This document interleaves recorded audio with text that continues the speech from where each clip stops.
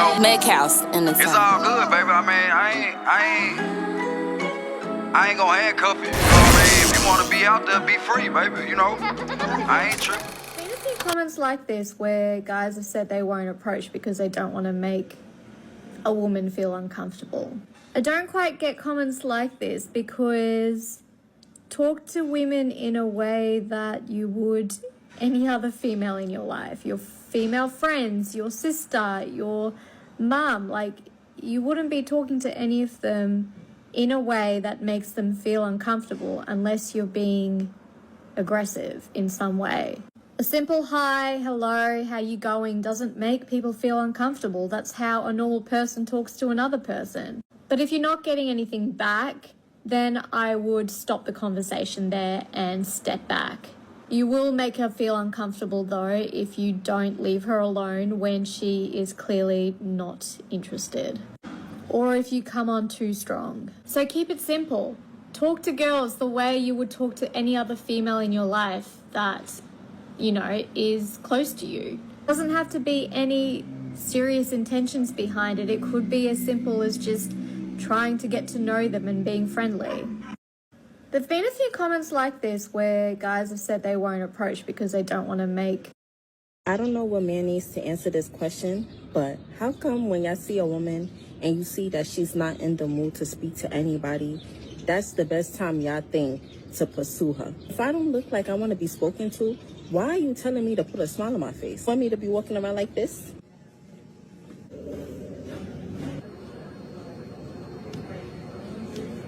I don't know what man needs to answer this question, but how...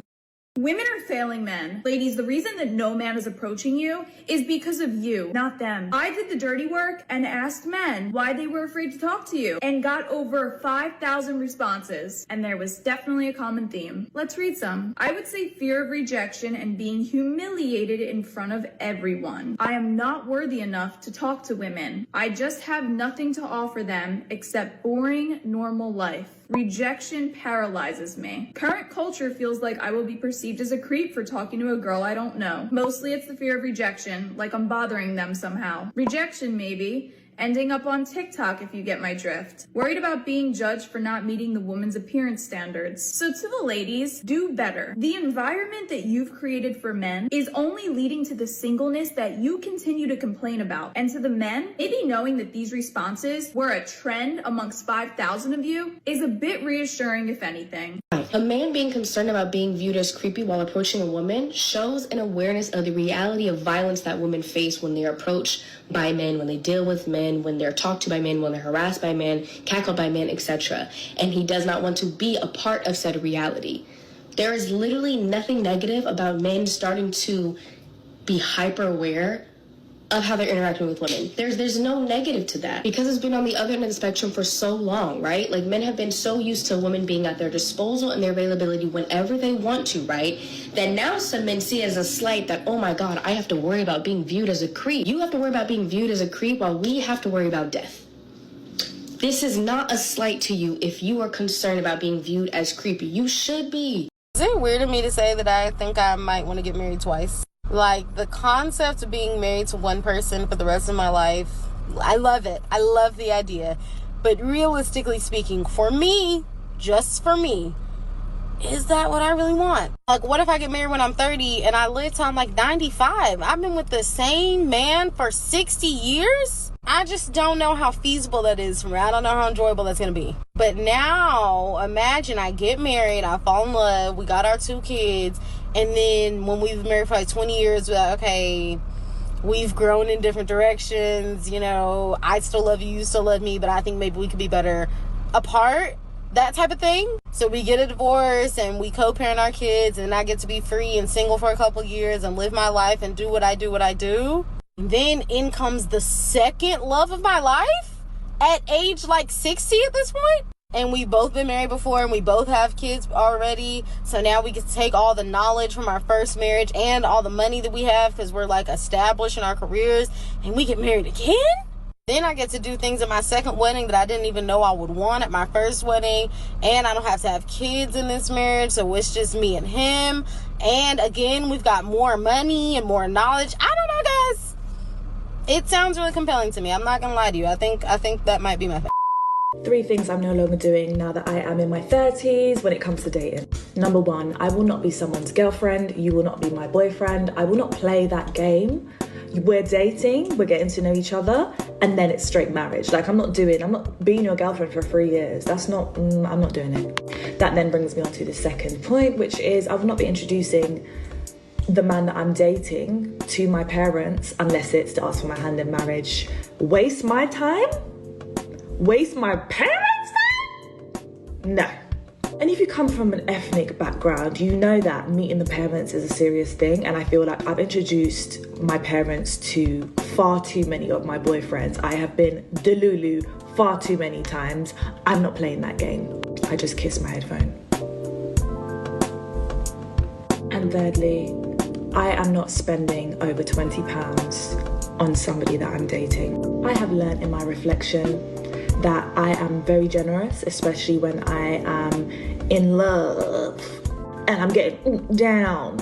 And if I think about how much money I've spent, that includes transportation across the globe, I'm not spending money. Like, if you want to see me, if you want my time, if you want to hang out, if you want to buy me gifts, sure.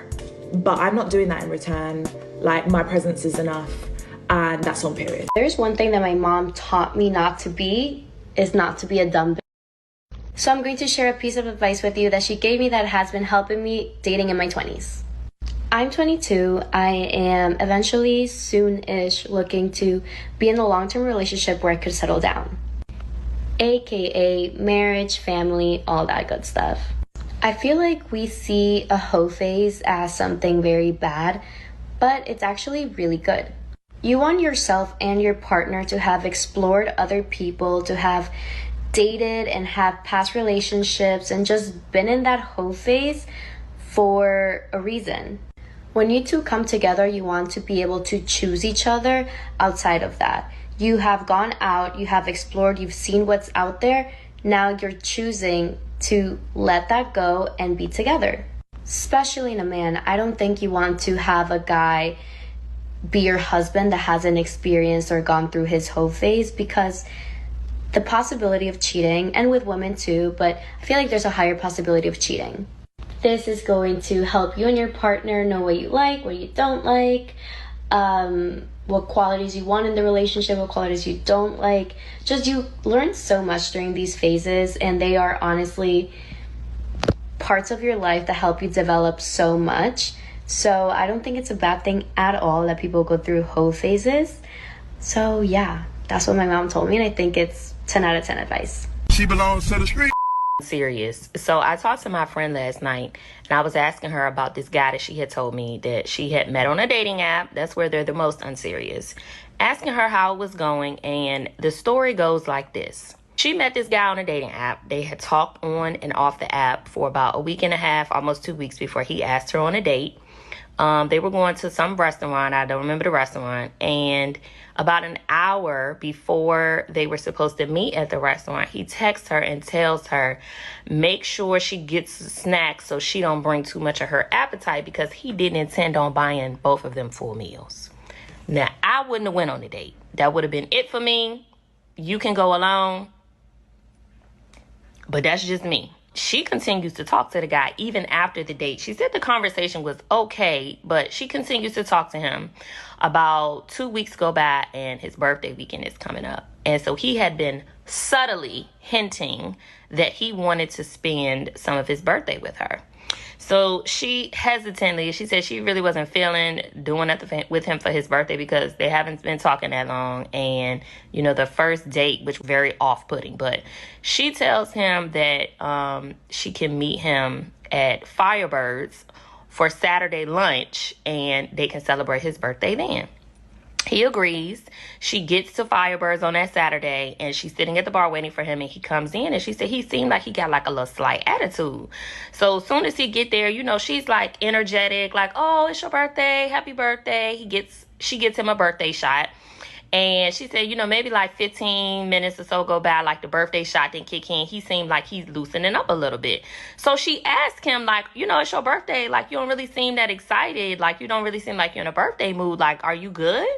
And so he tells her that he didn't know if he really even wanted to come meet her because he doesn't understand why she didn't pick. Now, in this, where the Firebirds restaurant is, it's at a mall. So it's a lot of restaurants around.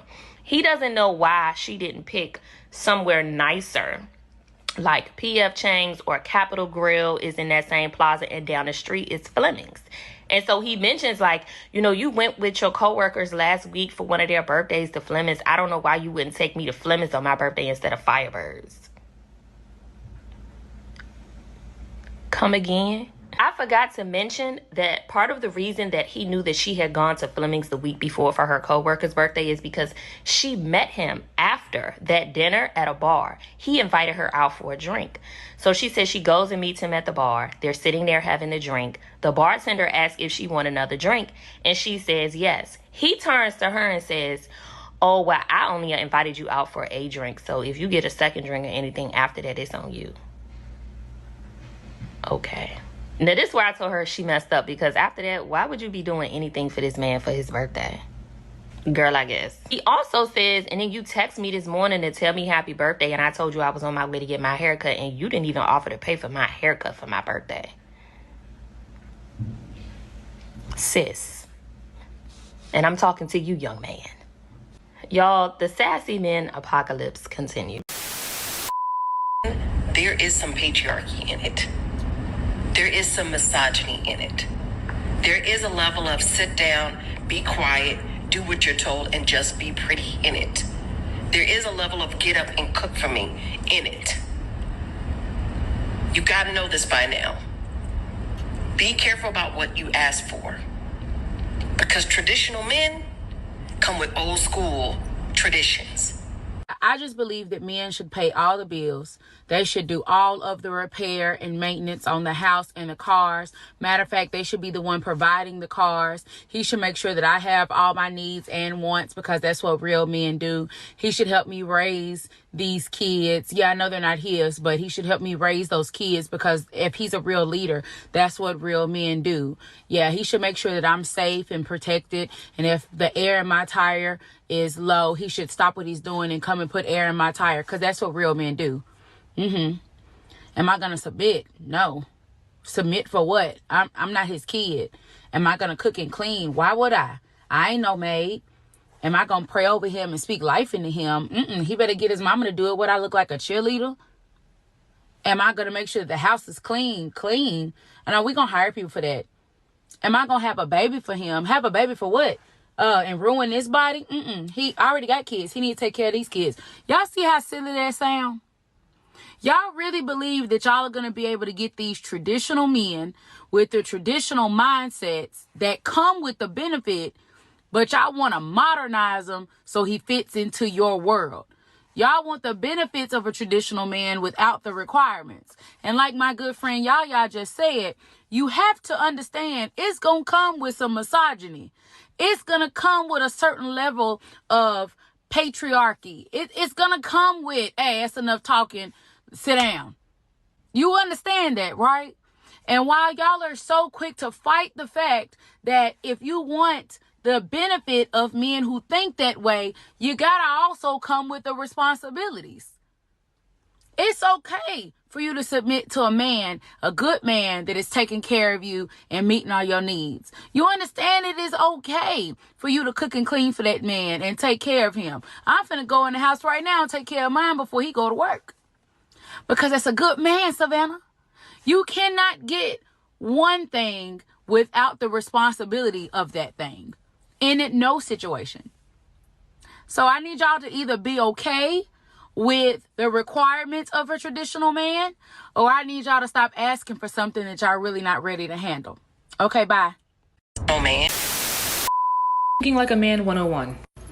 I love you, but I'm going to cheat on you. But if you cheat on me, I can't take you back. If I cheat on you, you have to take me back. Because if you cheat, that means you've invested your feelings into that man. But if I cheat, it means nothing. Like literally, I just put my PP inside of her. It means nothing. There's nothing attached. But you cheated with a man. That means you actually like him. So no, I can't take you back. You're actually a WHORE in my eyes now.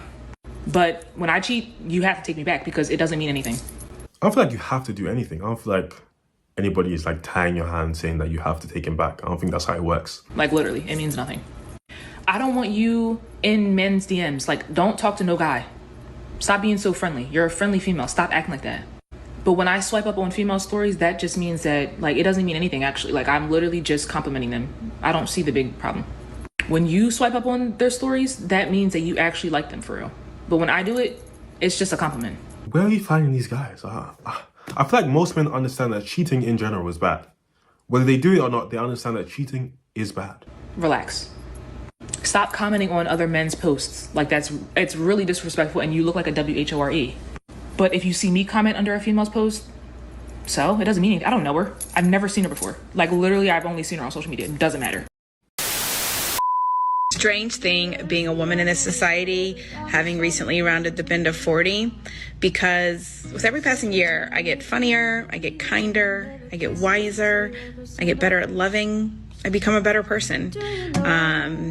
But every year society values me less and less. And it's a strange kind of pain. Loving myself more every year and watching who I'm growing into while society goes through that process in reverse. So if you ask me, would I go back to, 25 or 30 for that additional societal capital? No. I enjoy this age more, even with society's bullshit. But will I judge women who do whatever it takes to stave off the external effects of aging? No, because it's a weird thing to be getting better and better internally and to love yourself more and more internally and not have that process reflected externally. You will hit a wall. When I first started therapy, I was going once a week during the pandemic. I was going through a breakup, and then the race war was happening. Those two things combined are the reason I put myself in therapy.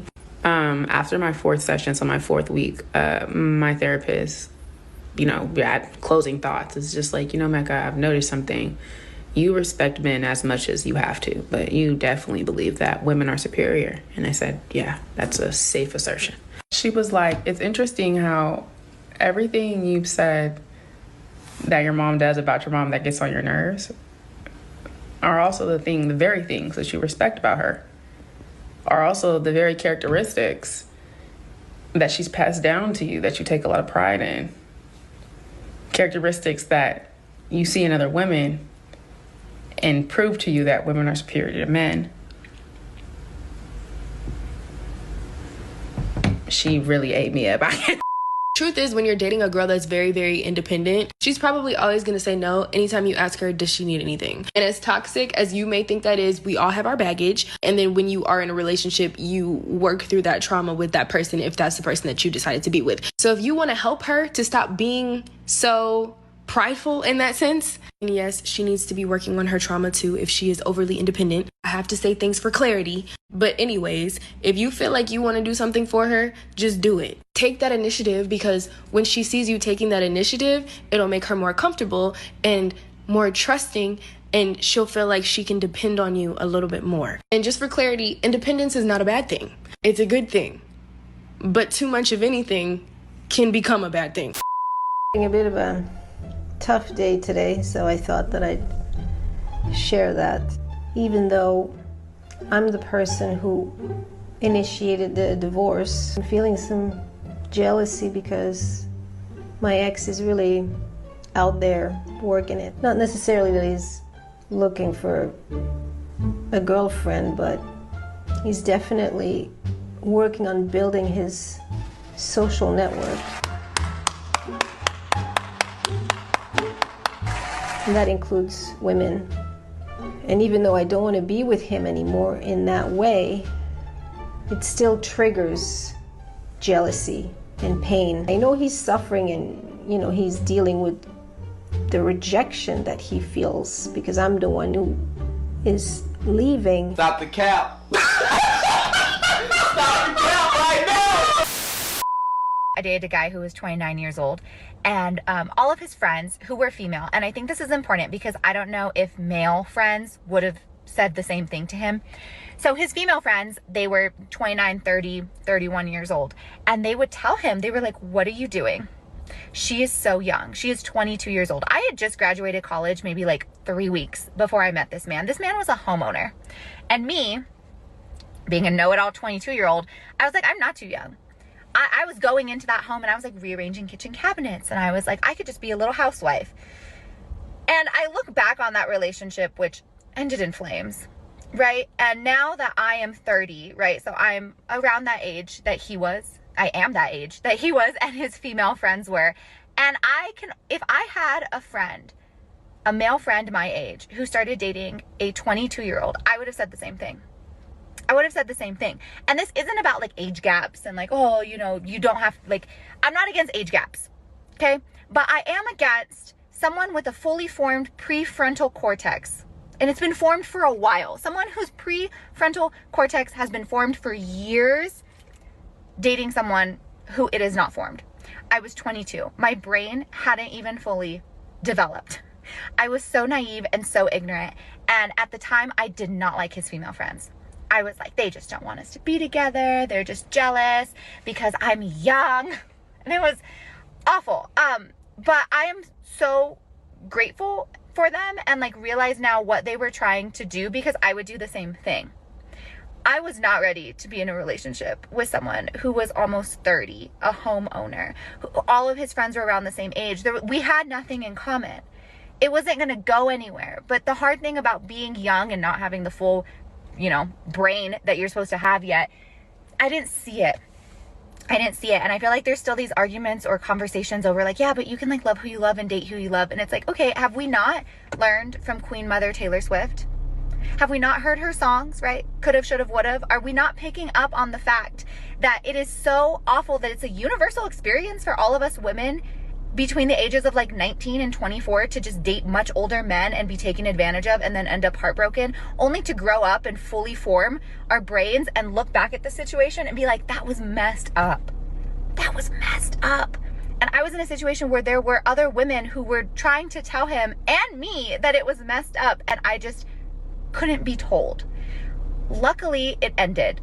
It went on longer than it needed to. But I think back on that relationship and I think about like me now and him now, and it just gives me, I'm just slightly grossed out that it happened and I couldn't be told at 22 years old that it was as disgusting as it really was. That I was being as manipulated as I really was by this grown man.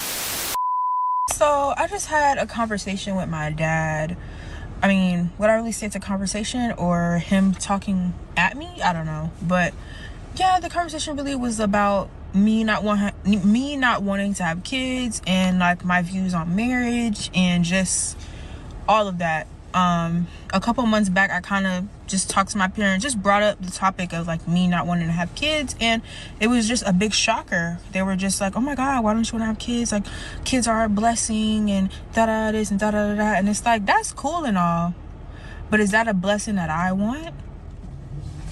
Is that something that I really want to deal with? And then in the next breath, you're telling me all the sacrifices and stuff you did for me.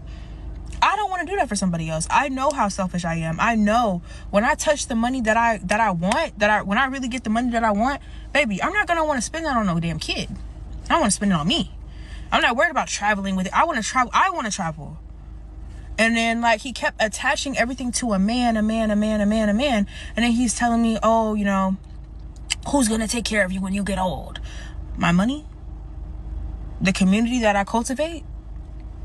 Why does everything have to be about a man? He's like, you need to find somebody you could build with, somebody you could build. Why can't I build myself? Why can't I build on my own?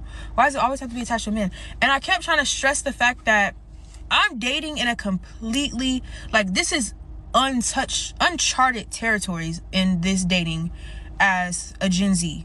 I'm 22 years old. I was born in 2001. This dating scene is something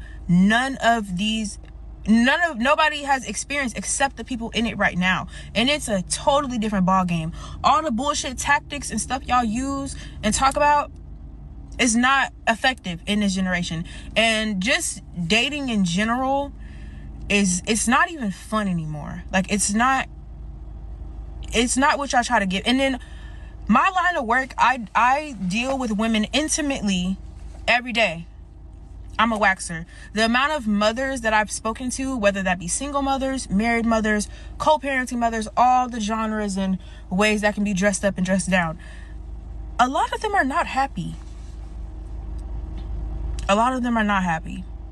Or not as happy as y'all try to make it seem. I really don't know how to say it. But basically what I'm saying is, for me, that narrative playing out in my life, having to sacrifice and show up and be a parent regardless if I'm good or not, is not something that I want to do. Spending my hard-earned money on a kid is not something I want to do. I'm very selfish, and I know that about myself, and I'm glad that I know that about myself, because a lot of y'all parents figure that out once y'all have kids. And I'm gonna end it with this. Let me gather myself. I'm so worked up right now. But my ending statement is that girl, maybe I shouldn't say it. Maybe God's trying to tell me to shut up. But no, I'm gonna say it. If people that aren't equipped to be parents stop having kids, there would be a lot less fucked up adults in this world. And really think about that. A lot of y'all parents shouldn't have been parents. A lot of y'all grandparents shouldn't have been parents. The whole struggle, oh, my childhood, I had to do this and we struggled. You shouldn't have had to struggle. No child should have. And I'm not even like the child-free type of person that hates kids. I don't hate kids. I feel like kids should have everything and fucking more. And because I know that I wouldn't be able to, not that I wouldn't be able to give that, but that I don't want to give that, is the reason why I don't want to have kids. He's going too far when it comes to an expired Bumble match. I matched with this super hot guy about like a week ago on Bumble. And I'm not kidding you when I say that he was the most handsome guy I've seen in my life. And I've had that kind of feeling like 3 times in my life. It's not something like, I always crush on guys, but this time I was like, yes, we are like, yes to everything. Even his personality seemed to be like amazing. So I really wanted to meet him. I text him on Bumble, and then, you know, they have like 24 hours to respond or something. But he didn't link his Instagram, so I had no way of contacting him if the match expired. So I thought, okay, I need to know his Instagram. So I thought, that kind of guy would like a really cool bar, and there's this really cool speakeasy that I know in Tokyo. So I went to that bar's Instagram and I looked into their followers, and I found him by just typing his first name. Bingo, I found his Instagram, and I have this other account to like kind of like stalk people basically, and like a secret account, and I log into my secret account and I looked at his story and I see that he's on a plane going out of the country. So I'm thinking, oh shit, like he's not gonna see my match because he's in the plane right now. And then of course the match expired. So I thought, what should I do? Should I just like add him with my real Instagram and then just text him, because like that kind of looks creepy, because how would I know his Instagram? But I did it anyway because I was like, you know what, it's gonna come off endearing and like I'm confident. So I just follow him on my main Instagram, and then I text him like, hey, I thought like our match expired on Bumble, but I thought you were like super cute, so I'm texting you on here because it's a shame, like we miss each other. Of course he never saw the message, he never replied. So I was thinking, okay, well, you know what? There's no way he would not reply to me. Probably my DM went into, you know, the request thing, and he probably didn't even see it because he probably has lots of DM because he has so many followers, you know, complete denial. So I thought, okay, I need to know more about this guy. So I go to his tagged pictures, and I realized that basically a few of his friends are friends with one of my friends. So it's not like a direct connection. So I asked my friend who has mutuals with him, like, do you know this guy? And she's like, no, I don't, but you know what, I'm just gonna text my friend who is friends with him, and let's find out if he's single, if he's like a great guy, or if he's a douche.